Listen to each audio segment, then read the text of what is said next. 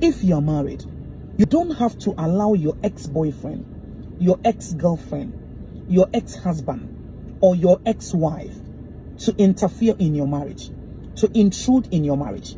You need to protect your marriage from every past relationship. You are moving forward, and you need to protect that marriage. Even if you have a child with that person, you need to set boundaries. You cannot allow the person to call you anytime that he or she wants. My dear, protect that marriage. Don't allow your spouse to feel that maybe he or she is competing with someone, that he or she has a rival somewhere, because the person can come into the marriage anytime. Anytime that you have an issue with your spouse, then you call your ex-boyfriend, your ex-girlfriend for consultation. What are you talking about?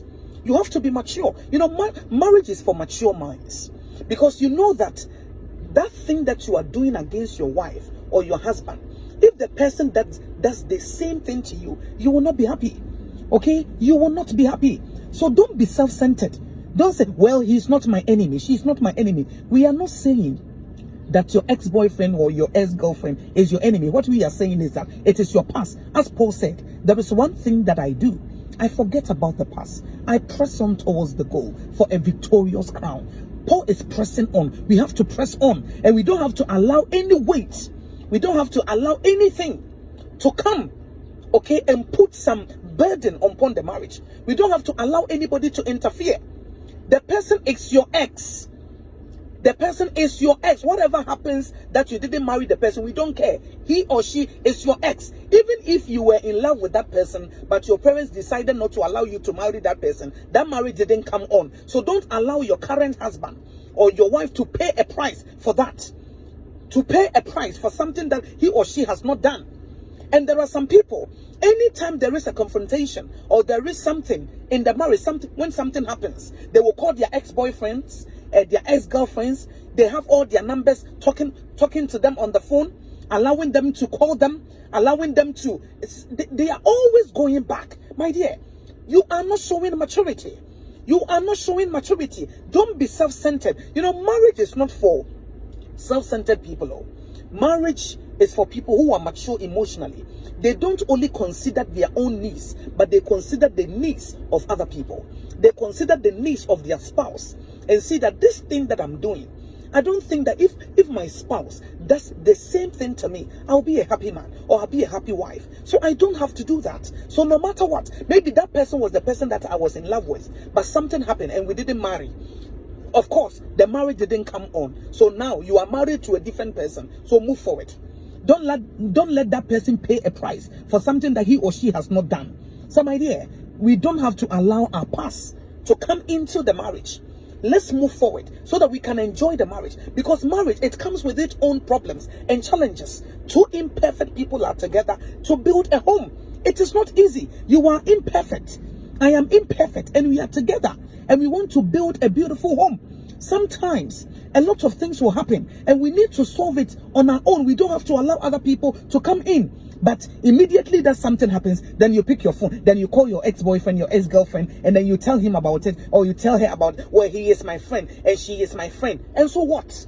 And so what, my dear? Set boundaries. As I say, even if you have a child with that person, the person cannot call you all the time. The person cannot use the child as an excuse to interfere in the marriage, that the person can come into the house anytime because you have a child with him or her. It doesn't matter whether you have a child with him or her. Set boundaries. Maybe monthly you give them some money so that they will take care of themselves. Set boundaries. Say, my dear, hey, when I am with my wife or when I am with my husband, you cannot just come here. You cannot just come into the house uninformed. You have to call us and inform us. Set boundaries. Allow your husband to feel secure in the marriage. Allow your wives to feel secure in the marriage. Press on towards the goal so that you can have a wonderful marriage. Even when you read 2 Corinthians chapter 5 verse 17, it says, if anybody is in Christ, he is a new creation. All things have passed and gone. Everything has become new. So we are moving forward. The sinful nature is dead. We have a new nature. We are bearing the fruit of the Spirit. The same thing in marriage. The old relationship, they are dead. Okay, they are dead. You don't have to allow that relationship to interfere, to come in, to cause problems and challenges, to make your husband or your wife feel insecure.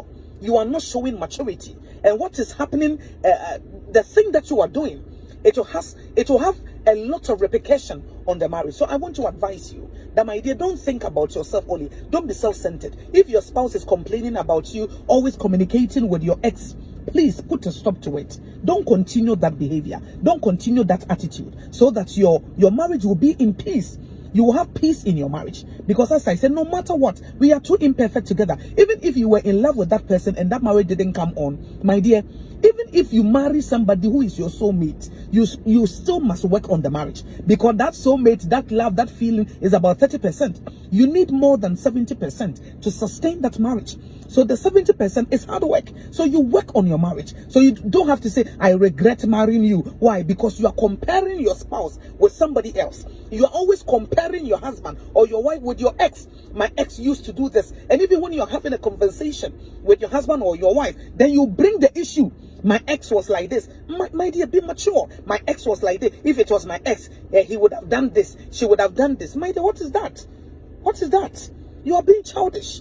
Be mature, okay? So that we can protect the marriage bed. We can protect our home. And we will not allow anybody to interfere, so that the glory of God will be upon that marriage. No matter what happens, so we can sit down and communicate and resolve our problems, okay? Because we are on the same page. We are in this together.